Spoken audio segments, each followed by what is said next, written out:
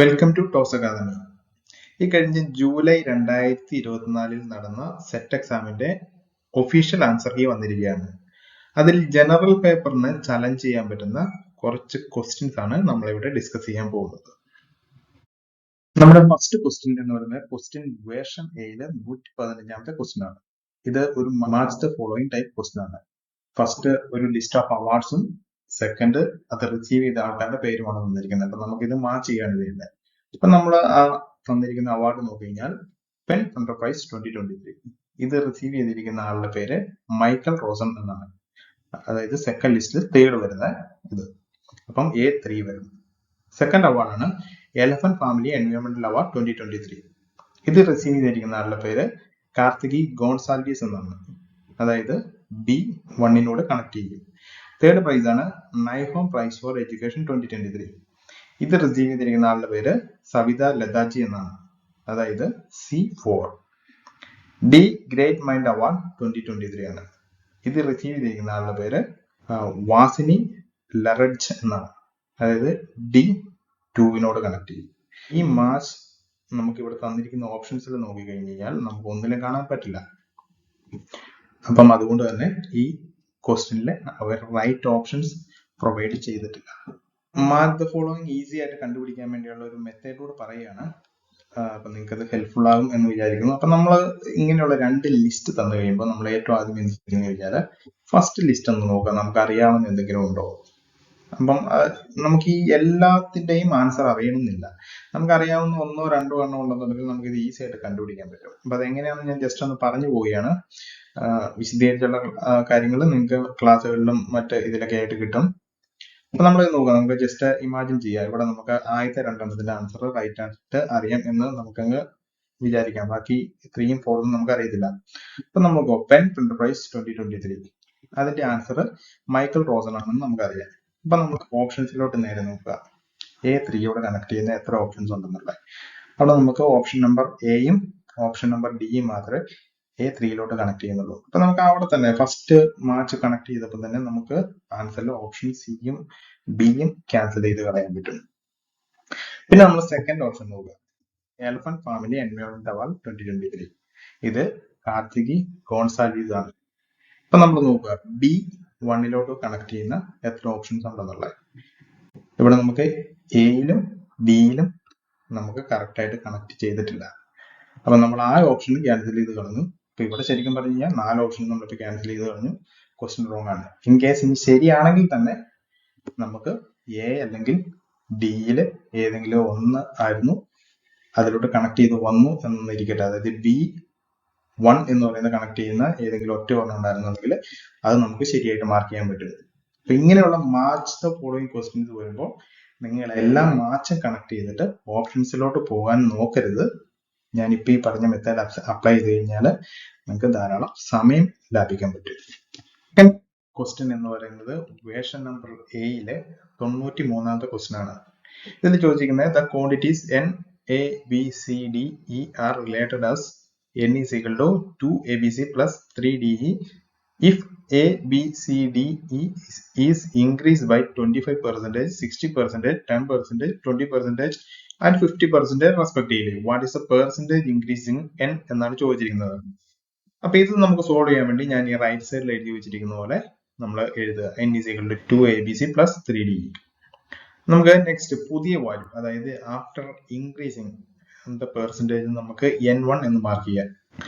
N1 is equal to 2 into A into 25% increase, അതായത് A into 1.25 into B into 1.6 into C into 1.1 plus 3 into C into 1.2 into D into 1.5. അതില് ഈ 1.25, 1.6, 1.1, 1.2, 1.5 ഒക്കെ എങ്ങനെ വന്നു എന്ന് നിങ്ങൾക്ക് മനസ്സിലായി എന്ന് ഞാൻ വിചാരിക്കുന്നു. അതായത് ആ പെർസെൻറ്റേജ് ഇൻക്രീസ് ആണ് നമ്മളിങ്ങനെ മൾട്ടിപ്ലൈ ചെയ്യുന്നത്. അത് നമുക്ക് സോൾവ് ചെയ്ത് വന്നു കഴിയുമ്പോൾ നമുക്ക് ലാസ്റ്റ് കിട്ടുന്നത് N1 is equal to 9.8 എന്നാണ്. അതായത് percentage increase of N with respect to N എന്ന് പറയുമ്പോൾ 9.8 minus 5 divided by 5 into 100 എന്ന് പറയുമ്പോൾ നമുക്ക് 96% എന്ന് പറയും.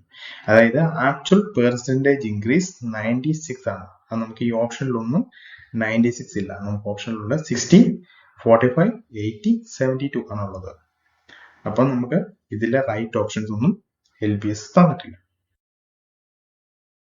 ഈ സെയിം ക്വസ്റ്റ്യൻ തന്നെ ഒരു കോമ്പറ്റേറ്റീവ് എക്സാമിനെ എങ്ങനെ നമുക്ക് സോൾവ് ചെയ്യാം എന്നുള്ള കാര്യമാണ് ഞാൻ ഇവിടെ ഡിസ്കസ് ചെയ്യാൻ പോകുന്നത്. നിങ്ങൾക്ക് ഇത് കേൾക്കുമ്പോൾ കോംപ്ലിക്കേറ്റഡ് ആയിട്ട് തോന്നും, പക്ഷെ നമ്മളിത് ഈ ഒരു മെത്തേഡ് പ്രാക്ടീസ് ചെയ്ത് കഴിഞ്ഞാൽ എക്സാമിന്റെ ടൈമിൽ നമുക്ക് വളരെയധികം ടൈം സേവ് ചെയ്യാൻ പറ്റും. അപ്പൊ ഇതിൽ നമ്മൾ ആദ്യമേ പറഞ്ഞിരിക്കുന്ന പോലെ തന്നെ ക്വസ്റ്റ്യൻ വായിച്ചു നോക്കുക. The quantities n, a, b, c, d, e are related as n is equal to 2abc plus 3de. If a, b, c, d is increased by 25%, 60%, 10%, 20%, and 50% respectively, what is the percentage increase in n? അത് കഴിഞ്ഞ് നമ്മളത് എഴുതുക. n is equal to 2abc plus 3de. Then new value നമുക്ക് അതായത് after ഇൻക്രീസിന് ശേഷം കണ്ടുപിടിക്കേണ്ട n1 എന്ന് not ചെയ്യുക. n1 is equal to 2abc into 2.2. ഈ 2.2 വന്ന എവിടെ നിന്നാണെന്ന് ചോദിച്ചു കഴിഞ്ഞാൽ a എന്ന് പറയുന്ന വാല്യൂ 25% ഇൻക്രീസ് ചെയ്യുമ്പോൾ അതായത് a into 1.25 into b യുടെ ഇൻക്രീസ് 1.6 into c യുടെ ഇൻക്രീസ് 1.1. അങ്ങനെയാണ് നമുക്ക് 2.2 എന്ന് പറയുന്നത്. അതുപോലെ തന്നെ d യുടെയും e യുടെയും ഇൻക്രീസ് 1.8 എന്ന് കാണാം. അപ്പൊ ഇത്രയും വരെ കഴിഞ്ഞ് കഴിഞ്ഞാൽ ബാക്കി നമ്മൾ ഇനി മാക്സിമം മനക്കണക്കായിട്ട് ചെയ്യാൻ പ്രാക്ടീസ് ചെയ്യാം. ഇതിൽ നിന്ന് നമുക്ക് എന്ത് മനസ്സിലാക്കണമെന്ന് ചോദിച്ചു കഴിഞ്ഞാൽ 1.8 നമ്മൾ ഔട്ട്സൈഡിൽ എടുത്തു കഴിഞ്ഞാൽ പിന്നെ നമുക്ക് കിട്ടിയിരിക്കുന്ന 2abc into 2.2 divided by 1.8 plus 3de എന്നാണ് കിട്ടിയിരിക്കുന്നത്. അപ്പൊ നമ്മൾ ആ ബ്രാക്കറ്റിന്റെ ഉള്ളിൽ കിടക്കുന്ന വാല്യൂ നോക്കി കഴിഞ്ഞു കഴിഞ്ഞാൽ അതായത് ഈ n എന്ന് പറയുന്ന വാല്യൂവിനേക്കാൾ ഒരു വലിയ സംഖ്യ ആയിരിക്കും നമുക്ക് ഈ ബ്രാക്കറ്റിനുള്ളിൽ കിടക്കുന്നത്. കാരണം 2.2 divided by 1.8 എന്ന് പറഞ്ഞാൽ 1നേക്കാൾ വലിയൊരു സംഖ്യ ആയിരിക്കും. അപ്പൊ നമുക്ക് മനസ്സിലാക്കാം 1.8 into n-നേക്കാൾ വലിയൊരു സംഖ്യ എന്ന് പറഞ്ഞാൽ n1 is equal to 1.8 into n-നേക്കാൾ വലിയൊരു സംഖ്യ. അതായത് 1.8 വരുമ്പോൾ നമുക്ക് എന്ത് മനസ്സിലാക്കാം? 80% മുകൾ.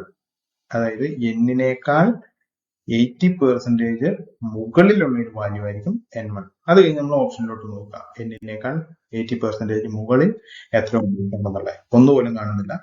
അപ്പൊ നമുക്ക് ചുമ്മാ എക്സാമിന് മാർക്ക് ചെയ്യുമ്പോൾ നമുക്ക് ഉള്ളത് ഏറ്റവും വലുത് 80% മാർക്ക് ചെയ്യാം.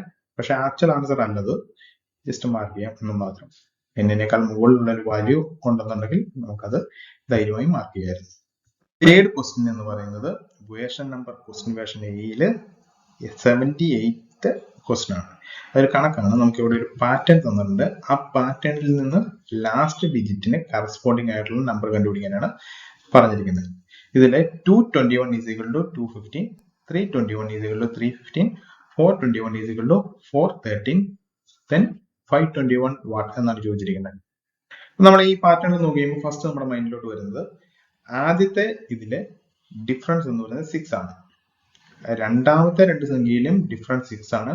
മൂന്നാമത്തേതിലെ ഡിഫറൻസ് 8 ആണ് ഡിഫറൻസ് എന്ന് പറയുന്നത്. അപ്പൊ നാലാമത്തെ ഡിഫറൻസ് 8 ആകാൻ ഒരു ചാൻസ് ഉണ്ട്. അപ്പൊ 8 ആണെന്നുണ്ടെങ്കിൽ ആൻസർ 513 വരും. അപ്പൊ നമുക്ക് ഇങ്ങനെയുള്ള ക്വസ്റ്റ്യന്റെ പ്രത്യേകത എന്ന് പറഞ്ഞാൽ നമുക്ക് അതിന്റെ ആ പാറ്റേണിൽ നിന്ന് റൈറ്റ് ആൻസറിലോട്ട് നമുക്ക് എത്താൻ പറ്റണം. ആ പാറ്റേണിൽ നിന്ന് നമുക്ക് 2 ആൻസർ കിട്ടുന്നുണ്ടെങ്കിൽ നമുക്ക് ക്വസ്റ്റ്യൻ തെറ്റാണെന്ന് പറയാം. ഇവിടെ നമുക്ക് ഈ സെയിം പാറ്റേണിൽ നിന്ന് നമുക്ക് 2 ആൻസർ എടുക്കാൻ പറ്റും. ആ ലാസ്റ്റത്തെ ഡിഫറൻസ് 8 ആകാൻ ഒരു ചാൻസ് ഉണ്ട്, ലാസ്റ്റത്തെ ഡിഫറൻസ് 10 ആകാൻ ഒരു ചാൻസ് ഉണ്ട്. ആ ഡിഫറൻസ് 10 ആണെന്നുണ്ടെങ്കിൽ 511 ആണ് ആൻസർ ആയിട്ട് വരുന്നത്. ഡിഫറൻസ് 8 ആണെന്നുണ്ടെങ്കിൽ 513 ആണ് ആൻസർ ആയിട്ട് വരേണ്ടത്. അതിന്റെ ഡിഫറൻസ് 8 ആകാനുള്ള ചാൻസ് എത്രയാണെന്നെങ്കിൽ ഇപ്പൊ എല്ലാവർക്കും മനസ്സിലായി. ഫസ്റ്റ് 2 ക്ലൂവിന്റെ ഡിഫറൻസ് 6 ആണ്. സെക്കൻഡ് ക്ലൂ 2 ആണ്. ഇതിന്റെ ഡിഫറൻസ് 8 ആകാൻ ഒരു ചാൻസ് ഉണ്ട്. നമുക്കതൊരു ഈസി ആയിട്ട് ഒരു ഗ്രാഫിക്കൽ റെപ്രസെന്റേഷൻ വഴി വേണമെങ്കിൽ കാണിച്ചു തരാം. ഇതിന്റെ ഡീറ്റെയിൽസ് ഞാനിപ്പം കൂടുതലായിട്ട് ഈ ഗ്രാഫിൽ ആഡ് ചെയ്തിട്ടില്ല. നിങ്ങൾക്ക് ആവശ്യമാണെന്നുണ്ടെങ്കിൽ കമന്റ് സെക്ഷനിൽ ചോദിക്കുകയാണെന്നുണ്ടെങ്കിൽ ഞാൻ അവിടെ അപ്ലോഡ് ചെയ്യുന്നതായിരിക്കും. അപ്പൊ നമുക്ക് ഈ തന്നിരിക്കുന്ന പാറ്റേണിലെ 2 തരം ഗ്രാഫുകൾ നമുക്ക് ഇതിൽ വരയ്ക്കാൻ പറ്റും. ആ ഫസ്റ്റ് ഗ്രാഫിലാണെന്നുണ്ടെങ്കിൽ അതിൽ 4th പോയിന്റിന്റെ ഡിഫറൻസ് അതായത് 6, 6, 8 ആൻഡ് 10 ആയിട്ട് വരും. അതായത് ഫസ്റ്റ് ഗ്രാഫില് 521 - 10 ആയിട്ടാണ് നമുക്ക് ഇവിടെ കിട്ടുന്നത്. സെക്കൻഡ് ഗ്രാഫിലാണെന്നുണ്ടെങ്കിൽ സെയിം ഡിഫറൻസ് 8 ആയിട്ടാണ് വരേണ്ടത്. അപ്പൊ നിങ്ങൾക്ക് മനസ്സിലായെന്ന് വിചാരിക്കുന്നു.